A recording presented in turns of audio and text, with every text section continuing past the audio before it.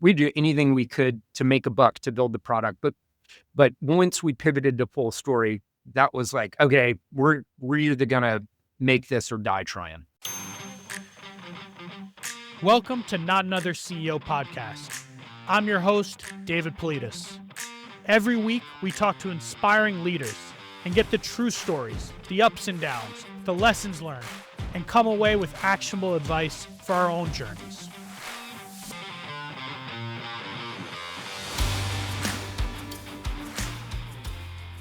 Today's guest is a world-class operator, an OG in the Atlanta tech ecosystem, and someone that I have learned from over the years. Before his current venture, he held senior roles at a number of companies, including one as VP of Marketing at Silverpop, which was acquired by IBM. In 2014, he founded Fullstory, which has become the leading digital analytics platform. They help companies understand how users interact with their websites and apps so they can improve usability, fix issues, and drive better outcomes. Under his leadership, Fullstory has grown to serve thousands of customers in more than 100 countries. Their platform processes billions of user interactions every day. He's raised over $200 million from leading investors and has become one of the most successful SaaS companies to come out of Atlanta. Please welcome founder and CEO at Fullstory, Scott Voigt. Oh, shucks, David. Thanks for having me, man. I'm excited to do this with you. Nice. I'm putting that to my mom. She's going to be like, oh. Okay, we're going to jump right into it. The first question I ask every guest: what is the one thing you've done, big or small, at Fullstory that's had the biggest impact and you would do again if you're CEO of another company in the future? These aren't fun. They're not fun things to say, but I think moving people out fast when they're not fitting is the most important thing, and is probably the hardest thing. Because you're never, it's the tweeners that make it hard, where if somebody's a clear cut, not fit, it's easy to get them out. But when your spidey sense is telling you that something isn't working and that it is probably a people person and you've worked on it a little bit, making that change as fast as you can is the right move. Does it get easier? I mean, no, yes and no. And I'll explain. There's always the human side of that. And that separating with someone is always it's going to sort of bruise your empathy muscles and hurt them in some way. And that never gets easier. If it does, then I don't know, you start to worry that you're sociopathic. What does get easier is the muscle memory of how to do it. How to have hard conversations is something that you can practice. You can learn how to have a much more empathetic conversation. And honestly, you can learn how to telegraph it much better so you're not surprising anybody. The mistakes I made, a litany of mistakes in my background is the surprise we're going to make a change. That's never a good we're going to make a change. And so having those conversations along the way where it's not a surprise at the end, that is easier in that regard. I think I remember the first person that I ever had to let go. I was probably 22, and I remember I didn't sleep, I think, for like 2 days before. And when I told the person I was letting them go, I remember they were so surprised, because I was so scared to tell them anything, to telegraph anything, that they were so surprised. I will never forget that. And they were upset, surprised. They were begging for their job, I remember. And I was like, oh my God, this is terrible. And over time, someone gave me the advice you just said, which I don't think anyone's ever said, actually, of the 50 plus episodes I've done, is to telegraph it so that when it occurs, it is not a surprise. You've been open about it. And when someone told me that, it completely shifted my entire way of thinking about the process. Right. That is our job as managers. I mean, you can get academic about it. There's leadership, love leadership, rally the troops, say the words. And then there's management, which is trying to bring people along in their journey so it fits with the journey that the company is on. And that is about constant, open communication. We use the communicate with clarity is one of the phrases that we use at Fullstory a lot. And that's part of it is, I mean, I was writing reviews this morning, and I really try to push myself in review writing to not just spin on the easy, you're great, we get along, you're doing good work, here are the things you accomplished. But like the deeper, this is where you and I don't communicate well. And that's okay, but we've got to work on just communicating better. Cause usually if there's a gap, it's because we didn't talk it out well enough early on. Hmm. The other thing on that, I tell people, I think for every manager, I'm pretty sure that firing someone, letting someone go I mean, in my experience, every manager I've ever worked with, like, that's the worst first thing. As a manager, you never want to do it. And I think I tell people a lot, like, the experience I had one experience where I let someone go, a salesperson who I loved. Everyone loved him on the team. He just wasn't good at doing inside phone sales, and I let him go, and it was so painful. And everyone was like, "Why'd you let him go? He was great." I'm like, "He was, but he wasn't good at his job." I tell everyone this story, and I ran into him at a bar at Neighbors in Atlanta. I ran into him Yeah, at this yeah. bar, and he came up to me and gave me a huge hug. It was Oh like a wow. year later, Wow. and he said, "Dave, thank you so much for firing me." I said, "What?" He's like, "I now do outside sales for a plastics company, make 3 times as much money as I was making at Vocalocity." And he's like, that was just the wrong job for Yeah. me." And I was like, "Oh my God." I could have kept him and I could have said, "I really like this guy. He's amazing," but actually that process, he wasn't a good fit for the job that he was in. And anyway, but it's such an important lesson. And I think for a lot of people, you just don't, you avoid doing it because it's so humanly painful. It's human repair. You touched on something too that I think is overlooked. That is another thing that makes it hard is you want to part with people with dignity, obviously. And again, unless you're a sociopath, part of that is the post parting process back to everybody else in the company. And you don't want to get them out the door and then be like, oh, that person. I mean, obviously, uh, some people will see it, but a lot of times people won't. People that are on their team or people that were adjacent to their team think, oh, that individual was a really solid performer. I can't believe you made that change. Or if you can do it in a way that's very graceful, it looks like their decision is. Now, there's this tension where I believe you should always tell the truth. It is a hard standard to live by, but always tell the truth is the right mode. So everybody, they just trust you because you're not going to lie to them. And so there's this blurry area of did you or did they? And it's none of your business, everybody else, but Right. the decision that made. And you're just going to have to live with those kind of echoes and rumors.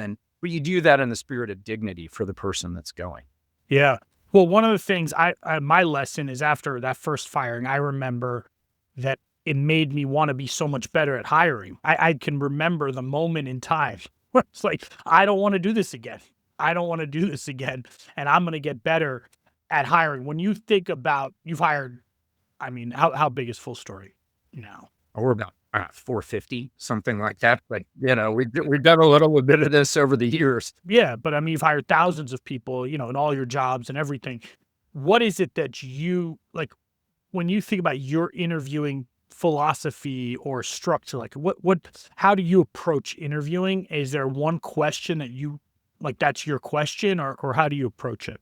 Um, of course, it's evolved over the years. I've really honed in on the practices of this book, Who, by the guys at GH Smart, if that's ever hit your radar. Yeah, a couple other guests have mentioned it. I haven't read it yet. I need to read it. It's very good. There's no magic to the questions that you're asking. You're putting people in situational questions. What is interesting about it is the follow-up on the questions. They guide you to say, oh, well, who was your manager? And what was their name? And how do you spell that? And there's something about asking those questions that they would say, and I've seen it in practice, is a bit of a truth serum Now, I may or may not go and do the ref check on that person's boss, but there's something about them really thinking about their boss that makes them just be a little bit more clear. And I think that will help set off flags. So that's kind of a technique. The book is worth reading. It's a quick and good read. Um, other things I've learned, and for CEOs, I think this is a really good move, is include someone from your board as part of the hiring process for key execs. I do this for a few reasons. One, I actually value the opinion of my board. I have a very good board, and they have pattern matching that I don't in executive levels, given the stage that we're at. And so they bring good point of view. But the other thing is they're bought into the process of the candidate that we're trying to bring in. And then, you know, finally, if you find someone you really like and they really like, and you want to make an offer, almost inevitably that person is too expensive. And so you've got somebody at the board level when I'm like, yeah, they're going to break the band. And the board's like, yeah, that person's really worth it. And we've talked to the recruiter and, we probably need to pay up for that person. So it makes it a little bit better. And if that executive, for whatever reason, isn't a fit, I'm not doing it out of a defensive place, but then you can sit down with that board member and be like, what did we miss during the process? I mean, you interviewed him, I interviewed him. Well, what did we get wrong about this executive? And I think that makes everybody more accountable as a team.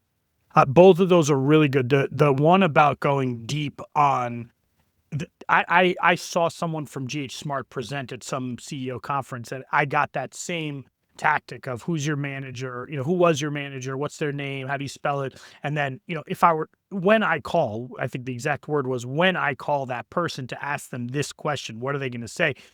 And it is, that was, of all the unlocks I've had in interviewing, that was maybe the biggest unlock of the truth serum. Is such a good way to say, like, you say that to someone, you say, so the last review you did, when I call them and I ask them on the last review, what was the thing you really needed to work on? The answer can't be, oh, I work too hard, which is usually people's answer. It's like, it usually turns out to be, I started getting such different answers to that question. Yeah. Let's be honest. Nobody's perfect. And when you're a 50-person startup, people that you're going to be able to recruit in are different than the caliber of people you're going to be when you're a 400 person, 1,000 person, whatever. They're different skill sets and there's different talent levels that you're going to be able to get along the way. And that's been surprising. It's obvious when you think about it, but back in the day, you think I'm going to hire the best individual in the universe and they're going to want to come and work at Fullstory. Turns out Zuckerberg's offering them $100 million and I get them today. So what you have to do is you have to recognize that everybody's got some bruises and you have to figure out what you're really optimizing for in the role, given the stage, given the tour that you need out of this person. And so having this scorecard in your mind of what you really would like from an experience set, stage set, and then the personality attributes that are going to back that up. I think I've described it before as like, if you ever played Dungeons and Dragons, not me, I was way too cool. Okay, but if you play Dungeons and Dragons and you've got a character, you've got this little character card, and you've got charisma and strength and stamina and, I don't know, weaponry, whatever. That's what you need to think about these execs. And there's some people that are just so charming and they just don't work that hard. And there are some people, I have an exec right now that I've just never seen anybody work harder ever. Like, I like to believe that I work hard, and this person said, just hold my beer and I'm going to work on the weekends and on the night and all the time. And that's that individual's superpower. And there are other places where, they're adequate, and there are other places they spike a little bit, and that's okay if it's balanced and it works for what you have and what you need. Yeah. on when you talk specifically about the executive search and using the board, and do you do those searches usually internally, or do you use a search firm for that kind of stuff? We use a search firm. I always start maybe if like if you know that you're going to be out hiring an exec, you usually sense it. It's not a surprise. Like you don't wake up one day and like, oh my God, we need this. You kind of see it coming. And so I'll usually start to meet with, prior to engaging a search firm, some people in my network that I think might be good. And inevitably they have jobs or whatever, and it doesn't work. But you start to get an at bat on what good looks like. But we use a search firm. We've really narrowed in, not exclusively, but we've used Crew a lot, and we've used them across functions, and I've been really, really happy with everything here. But we've used but we've used lots of them over time. The first time, again, I think about my own experience. I'm like, that first time that a board member said you should use a search firm, and then told me how, and then I talked to the search firm and they gave me the price. I said to the board member, "You want me to spend $100,000+ on this search like this?" And they get paid no matter whether they find me someone or not. Like that doesn't even sound right, you know. But then when you don't, but then the next time I didn't use a search firm, and I told myself I'm going to do it myself, and and the search took. I mean, it didn't happen. Actually, it never completed because I don't have the time. I don't. So it's this really interesting dynamic where it's, and then I had a search that I did with someone for an exec role where the person from the partner said, "Look, I'm going to put 10 people in there's only 10 people in New York City that can do this job. I'm going to put 10 people in front of you. And, one of those people is going to work." And it was that experience. I'm like, I'm paying them for their connections, for keeping me on track, right? I mean, I guess that is kind of what you're doing, because first time founders, first time CEOs, when they get the first contract from a search firm, everyone's like, I'll get calls of like, "Dave, is this the right number? Is this actually what people pay?" You know? I think founder CEOs, I mean, it's probably a bigger theme. Recruiting just really brings it out is you're so, at least cheap and scrappy. And Yes. so I just hate seeing the money go out the door for something that, because we're cheap and scrappy, I feel like I can do myself. I recruited the founding team. But somewhere along the way, you just have to let go of some of those things and realize you're just gonna have to pay for this. I don't like it, but no. I don't yet. I haven't engaged McKinsey yet, so I'm still holding on to something. Sorry, McKinsey people listening right now, but don't come around. When you think you talk about the Dungeons and Dragons thing, which I love that just visual of thinking. When I think about the people I've interviewed, when I think, it's exactly that. Like, you're never going to get there's no character that has everything is like, at the peak. And so you kind of look at it and you're like, okay, there's going to be those things I'm looking for. And that there were people spike.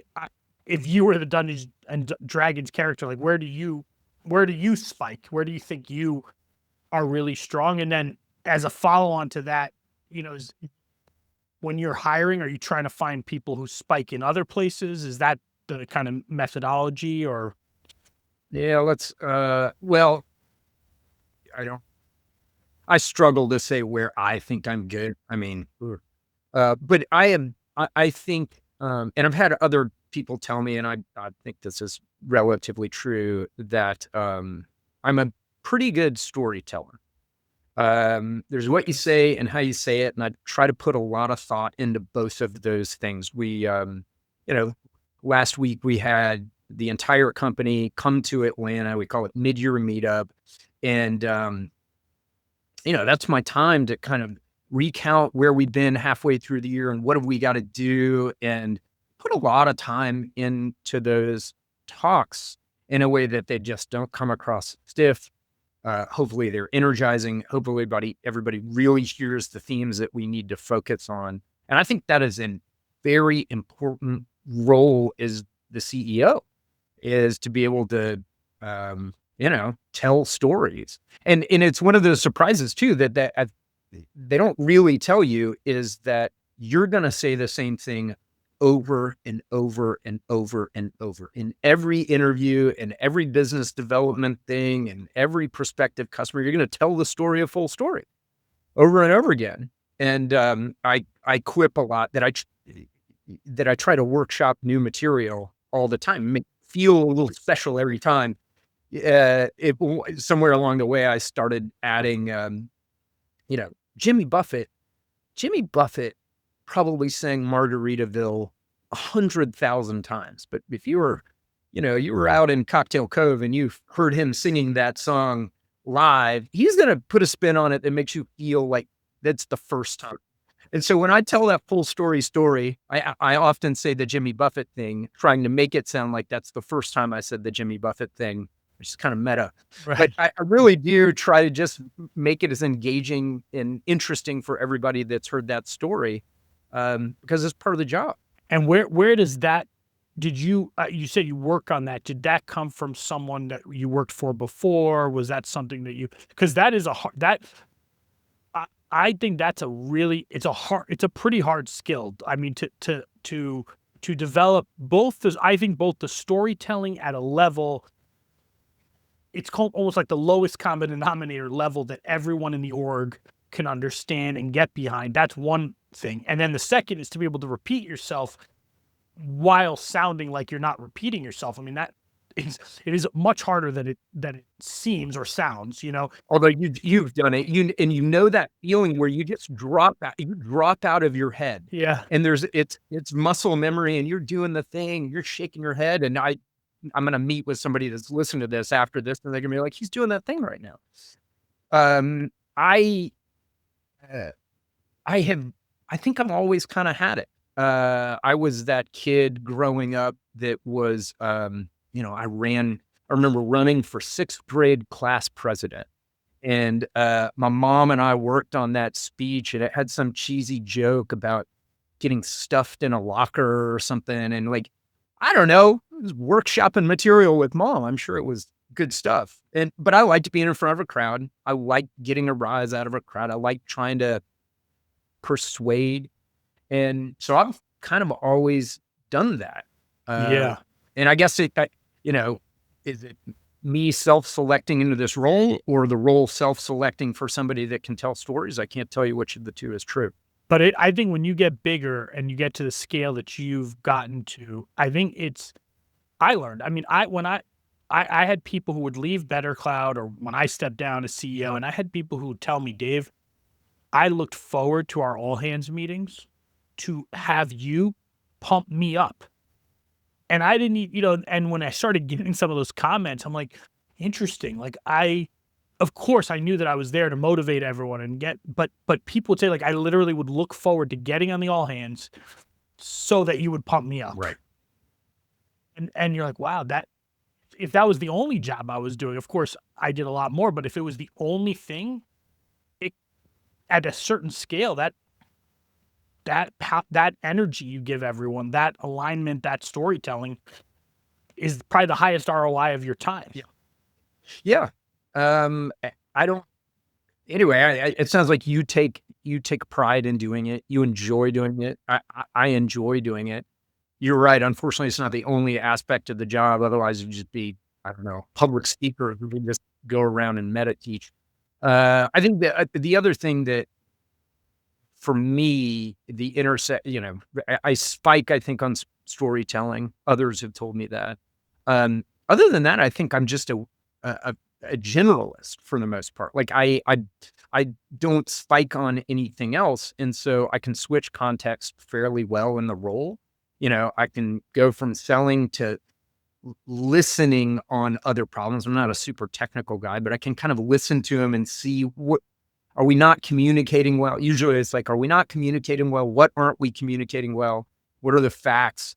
And just trying to problem solve is something that I spend a lot of time on as well. So another thing, on storytelling, I'm going to continue there because I think one of the things you've raised, over $200 million, which I don't celebrate myself because. No, let's not honk that horn too loud. But you have, and that's not easy to do, and especially from the investors that you've raised it from. And I think part of that is the storytelling. I think it's the ability to get them aligned kind of with what you're doing. Can you maybe talk about early days? Was it really easy for you to fundraise? Like, was that when you went out to tell the story, was that did you get the first yet not first yes, but was it 5 meetings and you got a yes? Well, I mean, true story, no. So, I think you know this, but for listeners playing along at home, prior to founding Fullstory, the founding team of Fullstory worked for a year and a half on a product that was not Fullstory. We had this incredible team of ex-Google engineers. They're brilliant computer scientists. We were all in a room together. We were working on a product that was sort of a reboot of marketing resource management, help you run a marketing team better. It was a beautiful product. And we hit the road and we tried to raise money on it. And we were wildly unsuccessful. I mean, just horribly unsuccessful. I've told the story before, but we met with this famous Boston-based British venture capitalist who will go unnamed in this discussion. And he went up to the board after we did our little song and dance, and it was like, remarkable team. I'll give you an A. And he wrote an A on the board. It's just brilliant team. Category, you're in marketing. There's so much TAM out there. A. And he wrote idea. The idea you're pursuing is just utter garbage. He wrote a D. He wrote a D. And we walked out of that room. This was one of the early pitches. And we were like, he just doesn't get it. He just, like, this person that's seen every business plan ever just doesn't get what we're doing. We were so clueless. It was a beautiful product. That product was I remember that product. You remember it? Home based? I remember it very well. He actually, his partner said to us, my worry for you is that it's such a pretty product, it will cloud the judgment of what a bad idea it is. And so we went up and down Sand Hill Road and we just got punched in the face over and over again. I'm so fortunate that we did not raise money on that. Because if somebody had, I worked at a venture capital firm in Atlanta for a long time. I know the guys really well. They passed on the deal. Nobody would fund this thing. And so from there, I actually don't really know. I mean, of course I knew all of that. I remember seeing the product. I remember so after that, was it just like, we're shutting down and starting over? No. Haven't you ever read an article about being an entrepreneur? You have to persevere, David. Like, haters are going to hate. They just don't get your vision. So there were many, many, many sleepless nights where we're working on this thing. And this is where you feel like if we just built this one thing into the product, it had changed the trajectory of it a little bit. But our mind was constantly turning on, like, what could we do that was different? And through trying to understand what our customers were doing in that first product, we implemented other product analytics tools, and we hated them. We just thought these are not good because they suffered from this flaw of having to know in the customer's journey what was going to be an important moment. If they click, we were trying to figure out what we needed to build in the product to make it better, but we couldn't get any telemetry on what people were doing into the product. And we have very, very smart founding team that looked at that problem of understanding customer interaction in a new way and devised this idea, this thesis that we could just capture all of the data and then make sense of it without having to say, what is important first? Like, is clicking on this button important? Let's go write some code around this button. Is clicking on that button and click. And so we just turned that paradigm on its head. We launched something that we called auto capture. And it was really a new way of ingesting data. And then that product had session replay in it, and the world just wanted some session replay. And so we were turning the lights on for the first time. And it was just night and day. That first product we were trying to push into the world, it was kind of doing okay. Session replay instantly solved a problem that people didn't know they really had. And when we went to go raise money on Fullstory, not Homebase, it was pretty easy by comparison. Was it the same? I'm curious, did you go to any of the same investors that you went to for Homebase? Yes, we did. We did actually. And Google Ventures was the first to do the seed. They stepped right into it, and we're like, yeah, we'll do this. And so we didn't spend a lot of time on the seed.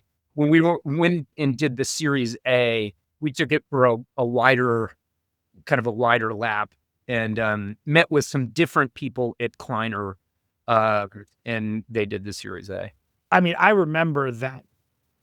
I remember the first time we saw Fullstory. I think we were one of the first customers. I remember our support team saw that and they were like, "Holy shit, this is crazy!" Like I remember how, yeah, exactly. They were like, "We see the whole session." Like it was this.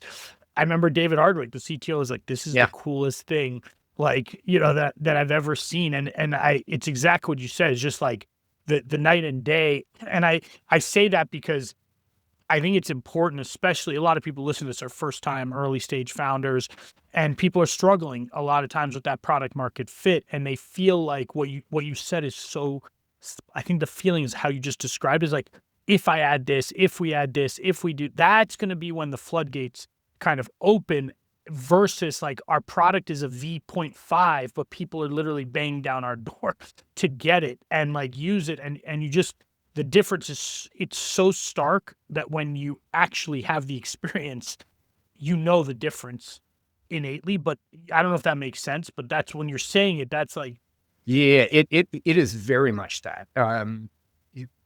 If you haven't experienced product market fit, you're trying to convince yourself you've found it. And for our first product, Homebase, the real danger there is there are plenty of products out there that are like better workflows.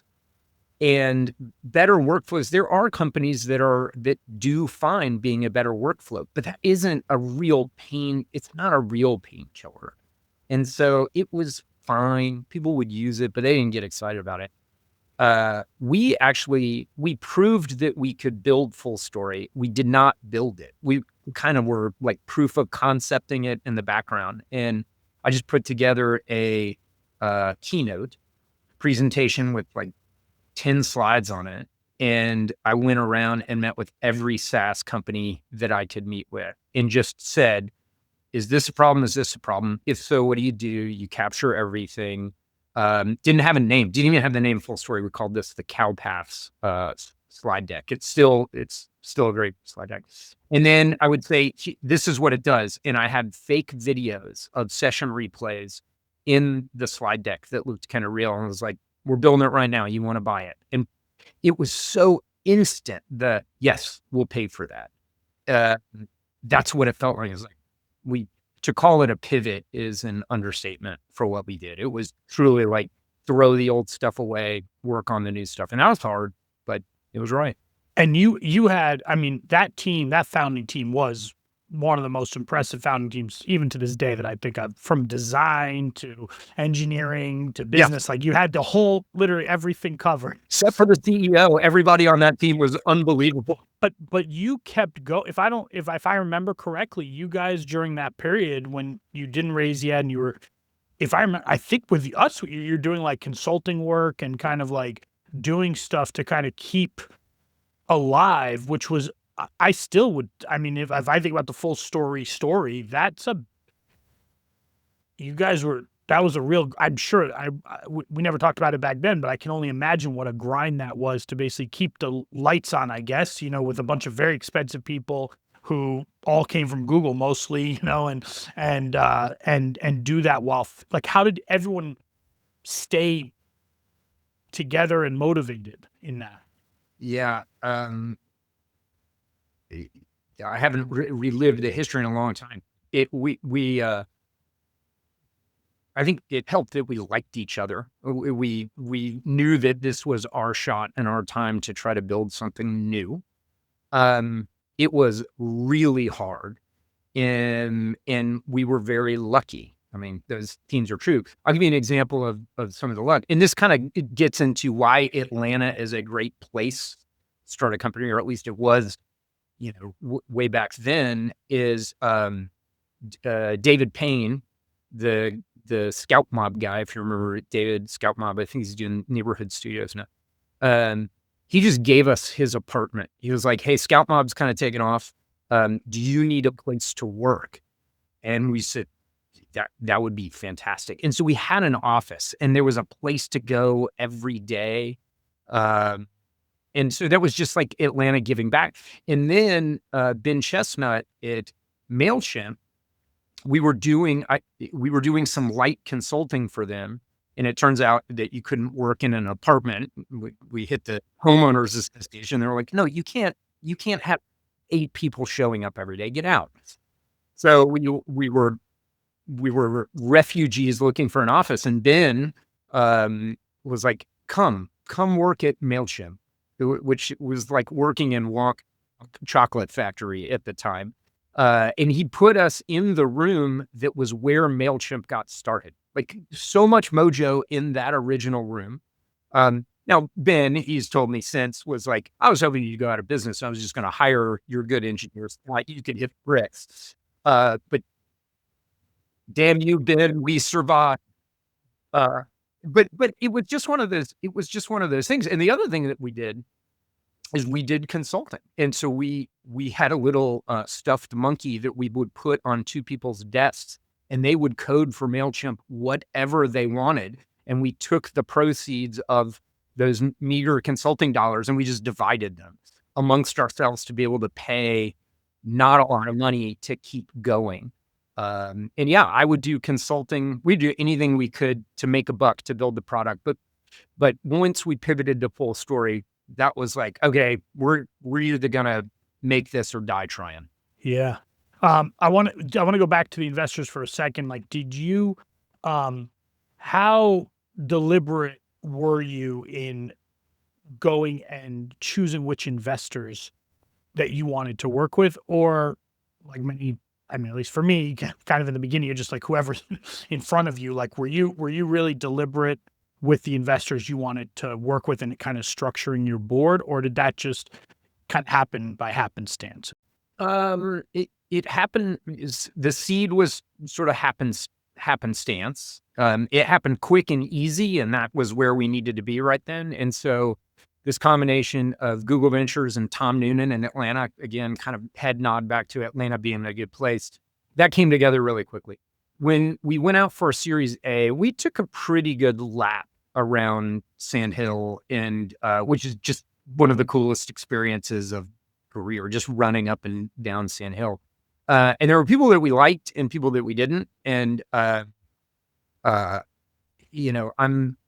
old, and so just getting a chance to pitch at Kleiner to Ted Schlein, John Doerr was in the room, I think Mary was in the room, was just like super cool. It was just the coolest thing in the world to have John.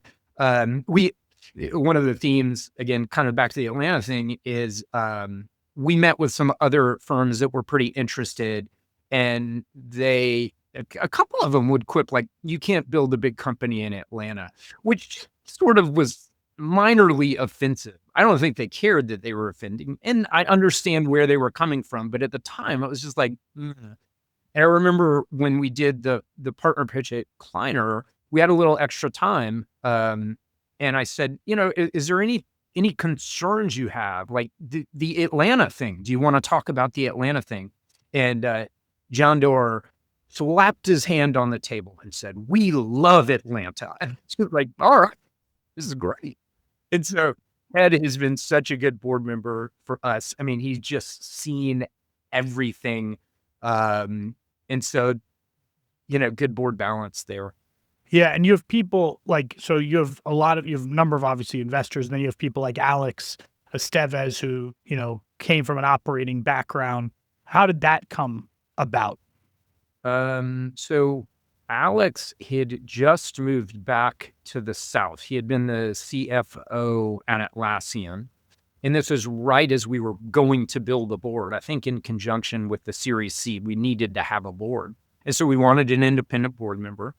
And I got introduced to Alex, and we just hit it off. We in the team of Fullstory. It wasn't just like a Scott Alex thing. We just really liked him. He is a great human.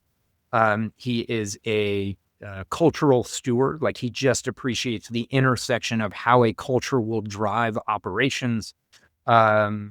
And we wanted Alex instantly. So I had to do some wooing. There was another company in the South that was trying to convince him to take a board spot. And it was, lightly competitive at the time. And we convinced Alex to join us. And it's been great. We have a wonderful board. Like, I talk to entrepreneurs every once in a while that have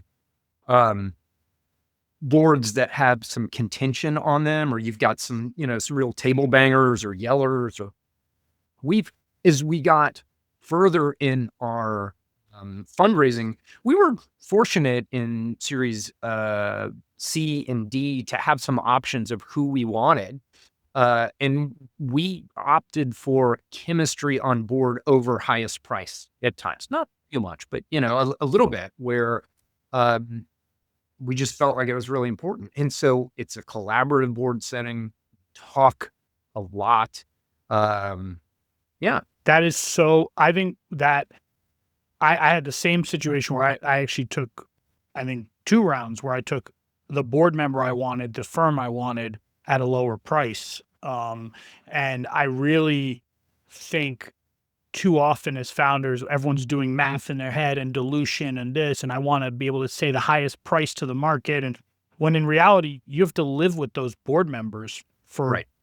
a decade more. I mean, if you're going to be really successful, probably a pretty long time. And people are like, no, but that's the best. Or sometimes they say, oh, that's the best firm. Even if the partner sucks, that's the best firm. You're like, yeah, but the partner is the person who's going to be sitting with you, going through the ups and downs that you're going to have to deal with. I really think that's an important, like, reminder for people. Is like the board dynamic, not even each individual board member, and then the board dynamic as a whole.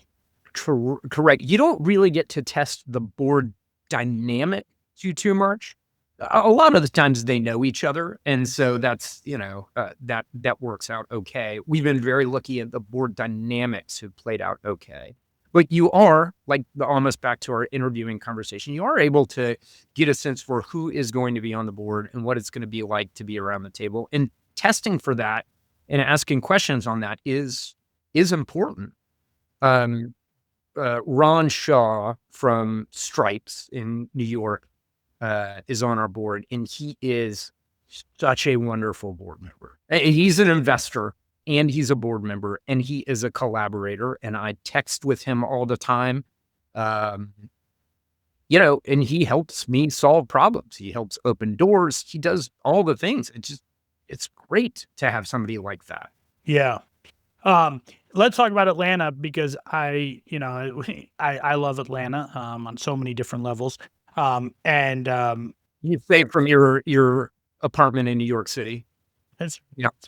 Well, if I didn't live in New York City, I wouldn't be married. So I think that was my move back here. But I love Atlanta, and I think those years that you were starting, that I was starting, that Kyle was starting Sales Law, it was like all kind of in that same time, and there really wasn't a lot in Atlanta at that time. There really wasn't too much. David Cummings hadn't started ATV yet at that point, and it was still like really early.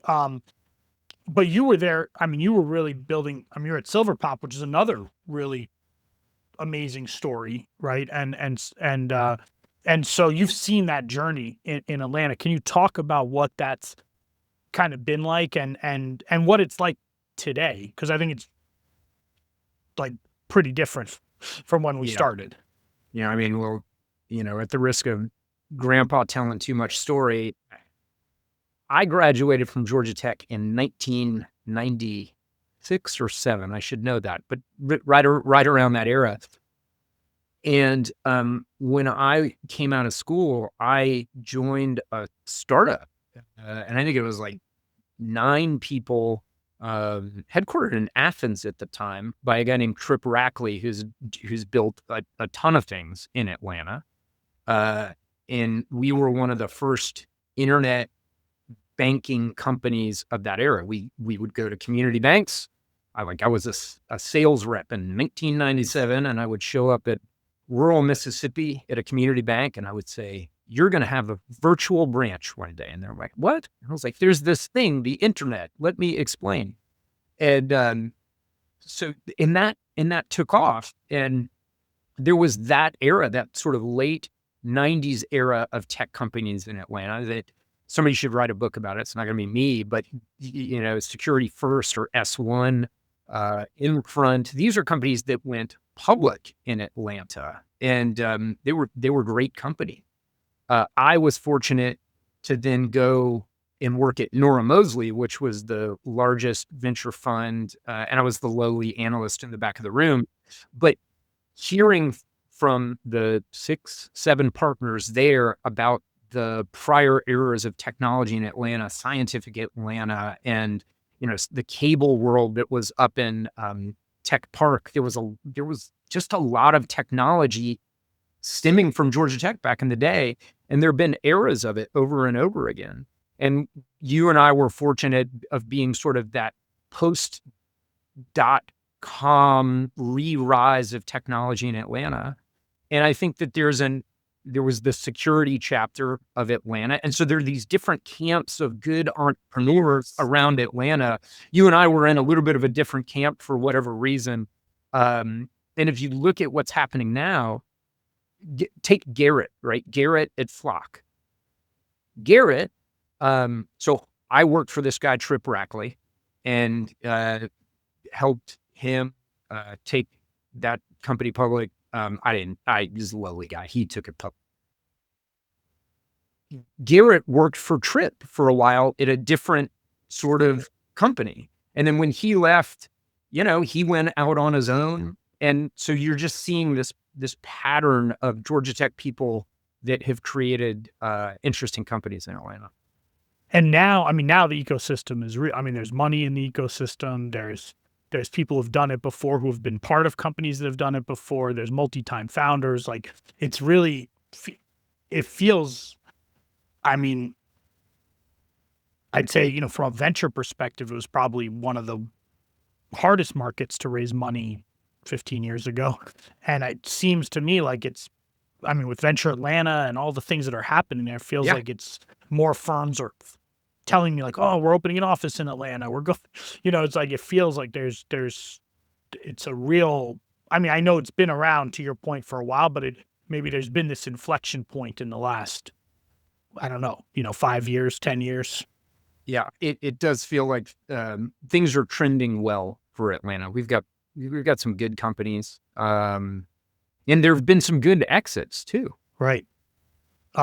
Okay, so I want to second to last question in this section, then I'm going to get to your personal background. But the question I ask every guest: what is the biggest challenge that you've faced since starting Fullstory, and how have you overcome that challenge, if you have? There's sort of a joke sometimes at Fullstory. You remember that show Ozark? Yeah, I know Ozark. Yeah, it's just like everything is good for a second, and then next season on Ozark, and so it doesn't feel like it has been a straight line up. I promise you that.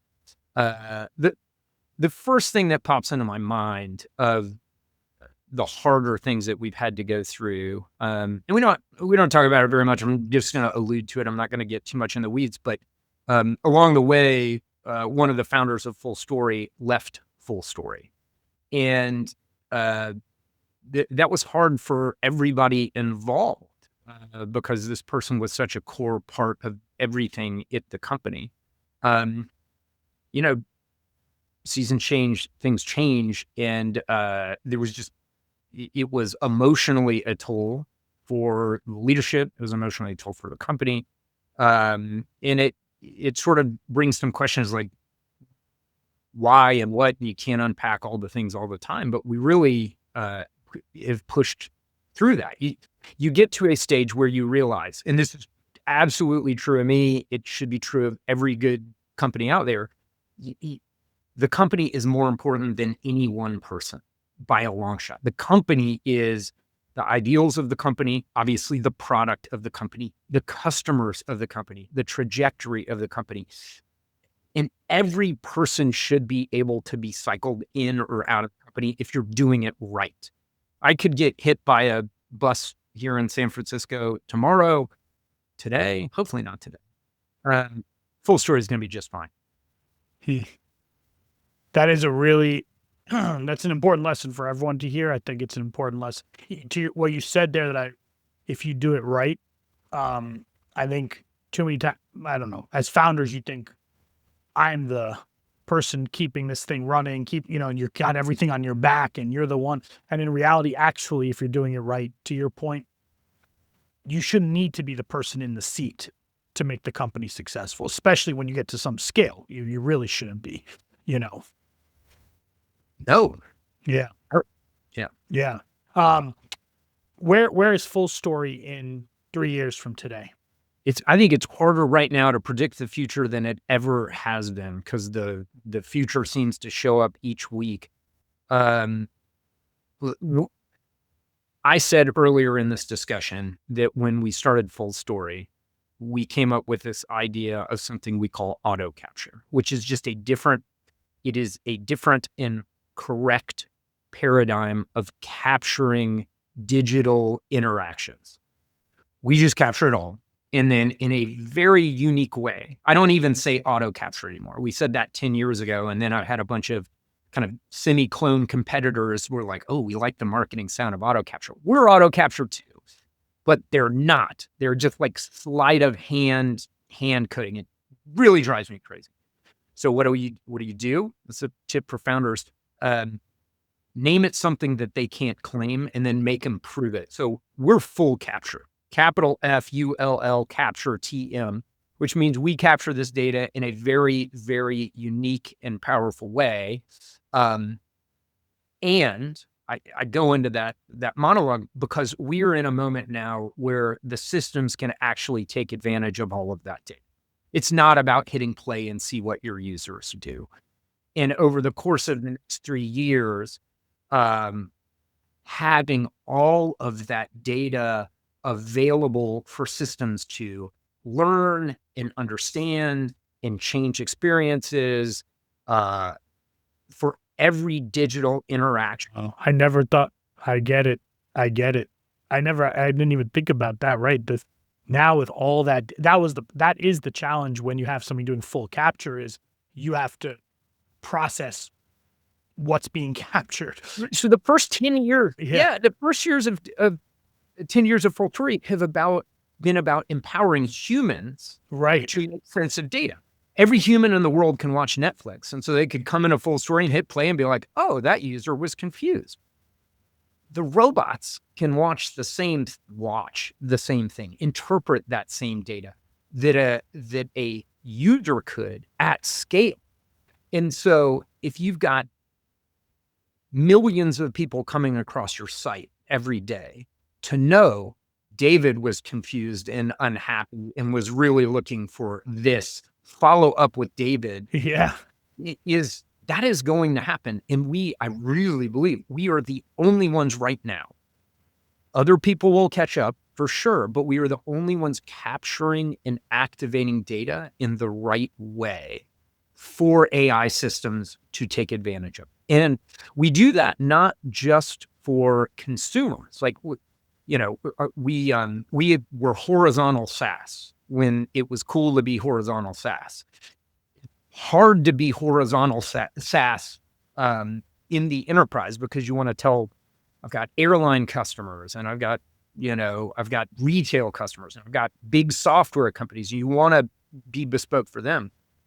But so we deal with visits, and we are really good at distilling down the essence of what a visit is, so AI can start to learn the patterns of those and improve those. And so in 3 years, I think Fullstory is much more of a data company than a SaaS platform that people are logging into every day. We'll still be that. I think that we are going to be the leaders in the world of capturing digital visits and interpreting those digital visits to distill the insights from them. And we will do that at scale. Whether you're an employee logging in to be an efficient employee, we can help you be a more efficient employee. We can unlock what agents are going to do for you. Or if you're a consumer trying to, buy a pair of swim trunks, we're going to be able to help the retailers that are trying to sell you the swim trunks. And you have so much data over so many industries, like to your point about, all the sessions and all the kinds of products and websites and applications. That was when we were using Fullstory. I think, we were basically using it to do proactive support. Yeah, you blogged about proactive support. You were one of the first people that did that. Yeah. That was, but this now you can actually do that at scale without the human beings having to monitor what's happening. We're seeing it right now. We just launched something quietly where it will summarize a session, okay? But using full capture, it summarizes it in a pretty elegant way. And we've got customers now where if you think about, you go to a site, you're trying to do something, it doesn't go great. You go to the chat window, you start typing in the thing that you just tried to do for 20 minutes that didn't work. And that is a shitty experience. Fullstory now summarizes what it is you were trying to do. It pre-feeds it into the support ticketing systems or the AI knowledge-based systems. So the bootstrapped answer is already there. We got a telecom company right now that I will not name because I don't know if I have permission, but you go try to buy a phone and you get a little confused and then you go to their help page. Now, normally there's a big call us now button or a chat with us now button. Ahead of both of those were you trying to, why don't you do this? And it's deflecting calls in a material way. It's awesome. It's awesome. It's literally what we used it for back then. I love it. But at scale and automated. Okay, I want to transition to you quickly. So you talk about kind of growing up and running for class president, all of that. And would you say like always you were a leader? You always, you said it kind of came naturally to you. Did you always envision yourself being a founder CEO? Did you grow up around that? Like, I didn't actually. We'll break it into pieces. I didn't imagine being an entrepreneur. I don't know that I imagined being a CEO or not being a CEO. When you're I was a college person like everybody else. Well, not like everybody else nowadays, but like, I don't know. I was just like college guy and I was going to go be a consultant. And I got very lucky on the path that was laid out, where I fell into early stage technology. I liked early stage technology. I was around some really smart people and I just was able to kind of progress through that. I did always like leading. I liked being in front. I wasn't, I'm a fine follower. I'm not very good at being quiet. And I felt like I had good ideas. And so I wanted to share those ideas. And did you have a real mentor or a role model that you early in your career or now? Yeah, it's going to be the cliche answer probably. And that I was very fortunate that my parents, both in different ways, were great mentors. My dad was a Hewlett-Packard corporate person for 30 something years. Like he was an enterprise guy, ascended fairly high up into the HP organization, but he worked a lot. And so he taught me you work a lot. I would go with him on the office on the weekend. And so I just understood you went into the office on the weekend. And my mother in her own right, kind of nudged me along to get in front of the room, say things, be a leader, hustle. Hustle was a real big thing for her. And so I always had jobs. I was always taught you work hard at jobs. You go in early, you stay late, you make yourself an indispensable person is kind of some of the phrasing that you would hear at the Voigt household over dinner. Once I got into the professional world, I can't say that there was any one person. I've been fortunate to be around so many great leaders, and you just take a little bit from each one. I was really, really lucky in that regard.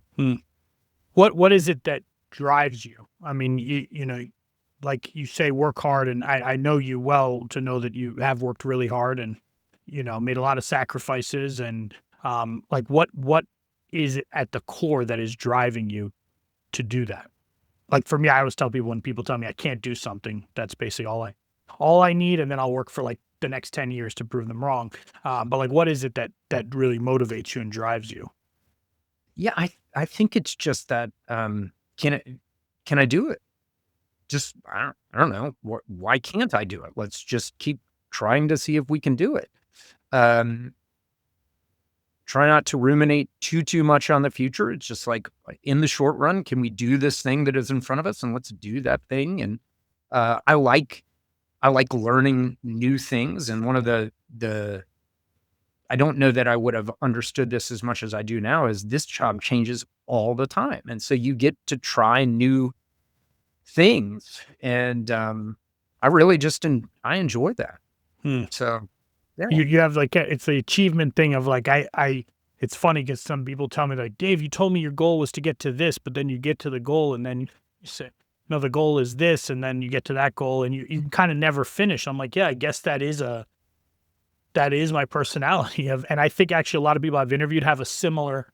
It's like it's never finished. You just want to keep saying, can I do this thing? And then you get there, you're like, okay, well, I did, so I might as well just keep raising the bar, and you're never really satisfied, which is not good necessarily, but also Yeah, I don't. Do you do that thing? I'm curious. If it's sort of in one day I'll rest. yeah, exactly. It's always like that, right? I think it's. I mean, I've seen my dad do that, and he's 70 something, and still like one day I'll stop, one day. Yeah. And it's I think it may just be how some people are wired. I don't know. I stopped being kind of trying to figure it out and just say like, I think that's actually to the point of spiking and where am I strong? That may be my strength. Yeah. Yeah. I don't know. Yeah. I'll try to introspect on it. I have been a very lucky person. I hope to continue to be a lucky person. I don't always like what I do. I like what I do more than I don't like what I do. And I think, I think that's, that it's not going to be rosy every single day. There are times, but when it's good, it's really good and it's fun. It's energizing. You're building new stuff and you're doing new things. And that's good. Last question. You go back to the very beginning of your career before you started your first job, knowing everything you know today. What's the one piece of advice you would give yourself? I've actually been reflecting on this a lot for whatever reason. I think it's because my kids are hitting that age. My son is 17. My daughter is 21. They're stepping into their professional life. And so they get a lot of dad lectures, probably more dad lectures than they would want. And so I try to, I give them the you work hard talks that I was brought up to have. But I also try to think about what are the secrets to life that I really wish I had understood when I was younger. And I think there are these two themes. One is it's going to be okay. Everything's going to be okay. If you don't succeed at everything, again, me to my kids, if you aren't a CEO, if you aren't like, if I get canned tomorrow, maybe I'm doing something. I talk to the board a lot about this. Like if I'm not the right person for the job, that's fine. Just give me a heads up so I see it coming. But tomorrow, if I get just ousted for whatever reason, that's going to be okay. And I think it's too easy for young people today, I think this is true of me, to conflate your profession with who you are and your contentment in this world. And I think that you need to recognize that you can be content with much less than you think you need. And that means professionally, whatever your title is, whatever the number of people you manage, you can be content with less of all of those things. You can be content with less money. There's a real rat race to all of that. And it's kind of gauche to say that you don't need to chase it. But I think it'll be okay. I think that part about the rat race, I think social media, we don't have to go on a long thing, but even LinkedIn, it plays into it so much because just all you see. If I look at LinkedIn right now, all I see is the fastest company ever to this, the most rich person to this, the title of this, the new job of this, and then on Instagram, it's even worse. And then you just have this feed that you're getting in like a constant thing that you're not good enough, and I always say to people, like, you're only seeing what people want you to see. So if you, of course, select only the best things of everyone's lives and put them together, no one is actually doing in real life, but you can't discern that. Even for us, I mean, even when I start doom scrolling LinkedIn, I'm like, what am I doing with my time? These people are doing this and this and this, and it's that's really good advice. Yeah, I mean, look, I picked up meditation, just cliche CEO moment, but I picked up meditation fairly early into Fullstory to just help with stress and try to figure out how to sleep better. And that's a practice that I still lean on a fair bit.